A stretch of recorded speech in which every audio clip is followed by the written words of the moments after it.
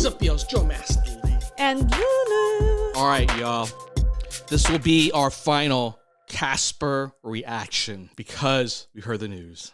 That's right. I wasn't believing it at first because they posted nothing online. I guess Swedish Idol does not post the performances till like a couple of days after the actual live performances, which is very different in the US. Usually the live performances go up, boom, live instantly. right away.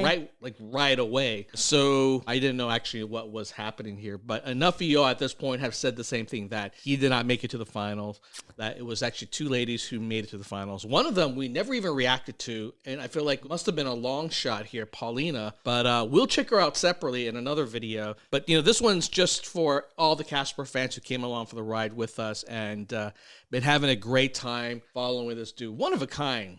That's right. Like, just so original. It is. That is the reason why we love him, because there's a lot of artists out there. It's just the same thing. Yeah, cool voice, really powerful, but him is just super unique. Yeah.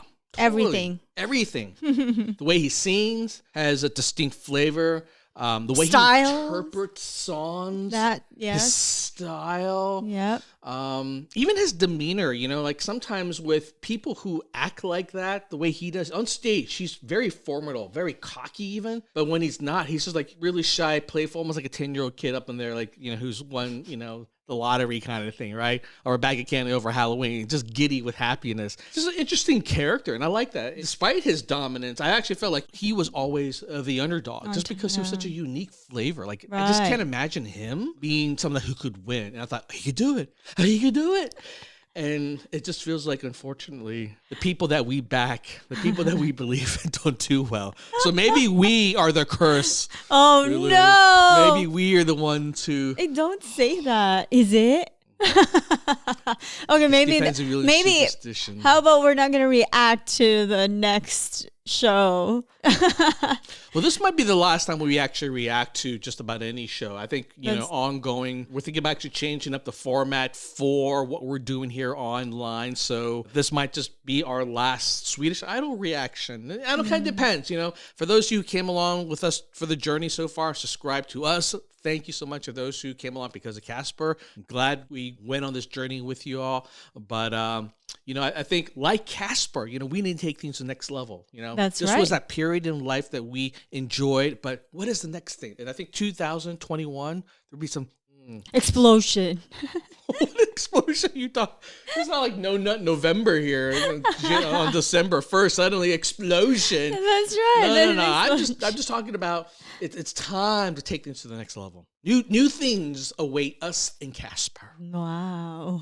Well said, John Lee. All right, how about one final encore performance here with Caspar singing Bang Bang. I'm not sure which song he's saying. I don't think it's the... Ariana and Jessie J wrote a song called Bang Bang, which was hugely popular. But that was like a all-female pep rally song, and he's singing a lot of female songs and he reinterpret them.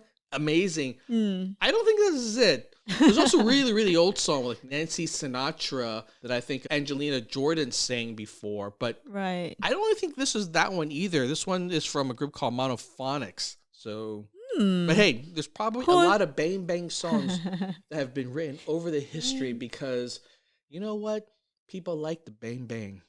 But this might be a wrong song for him to sing on a final. Yeah, maybe it just bang his chances of winning. I don't know. Yeah, that'd be interesting because if we listen to this, maybe this was not the right song choice, and that's why he didn't advance.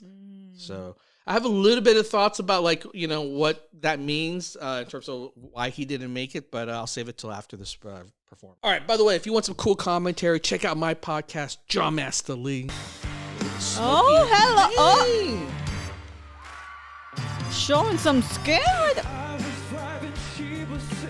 Look at that fashion right there. Wait a minute.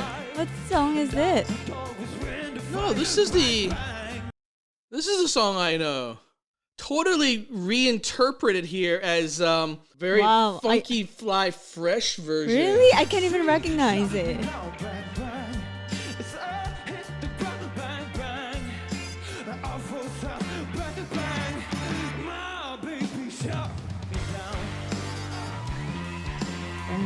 Usually it's so you say different. bang, bang, that's bang, bang. Yeah. Fire and everything. It's finale, baby. He's got to be careful. That suit looks like it would go up in one puff of flames right there. It looks like polyester.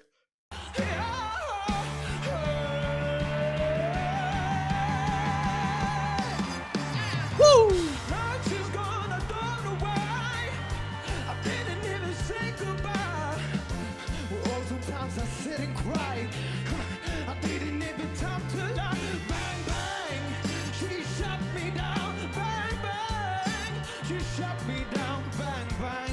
Yeah, this is such a fascinating rendition. I wonder if Monophonics reinterpreted as this way. I know, it's a very different arrangement. I can't even recognize. Got very 70s funkadelic vibe feel to it. Which is why he's wearing that outfit. Ah.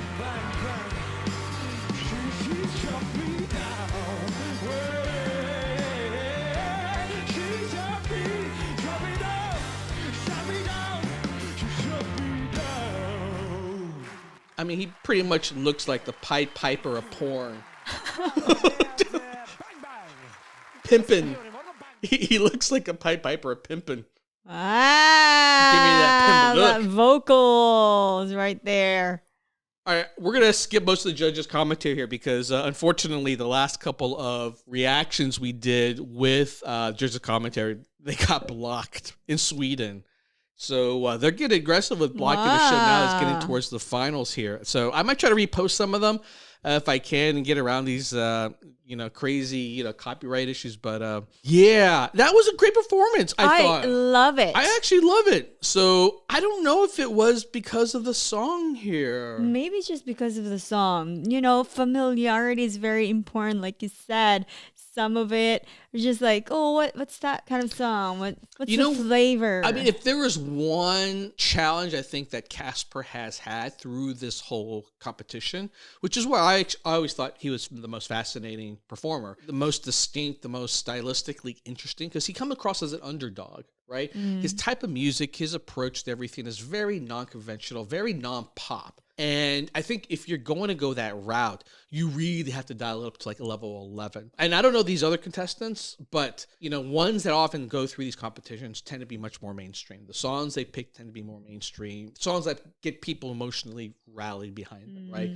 There's also age demographic, in terms of like how these songs resonate with people. And this song, I swear, like, what was the original song? I feel like it came out decades ago. The Nancy Sinatra one, 19. I think came out like in the 60s. Whoa. Yeah. It's the kind of song that Angelina Jordan would sing because she sings these old, jazzy, 1960-ish songs. So, but he does them really, really well too with his own flavor. Like I said, you don't even recognize the song. Mm-hmm. It took me a couple of bars to make me go, yeah, now I get it. I think the challenge for him, and it's always tricky with these competitions because, for me, I thought he was a shoo-in. When I was looking at his numbers online, his views were oftentimes consistently multiple times more than the other contestants. And I know most of them are from Sweden because most people, besides maybe us, don't follow shows like this in Sweden.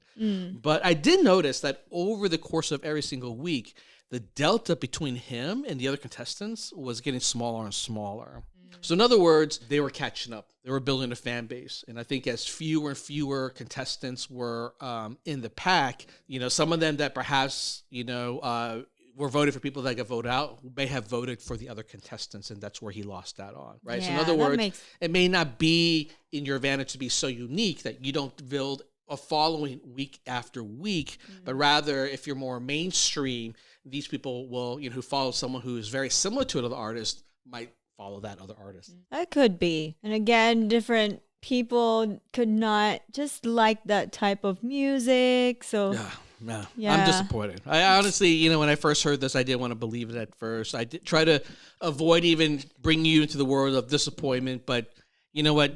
Our fans are very vocal. They let us know in every which way, shape, or form, whether it's text message, Facebook, Instagram, online. So yeah, we now know. So hey, Sorry, Caspar fans. But Caspar, you have a great career ahead of you. If you do come tour the U.S., let us know. We would love to check it out if we still aren't quarantined. Yes. When is that going to be, John? I don't know. Hopefully next year with a vaccine. Because we do want to go to Sweden, too. That's true. That's the other way we can find out. We've been waiting. Oh, we would love to go to Sweden. All right, y'all. Thanks for following along with us. And until next time. Until next time, continue to support us. We love you.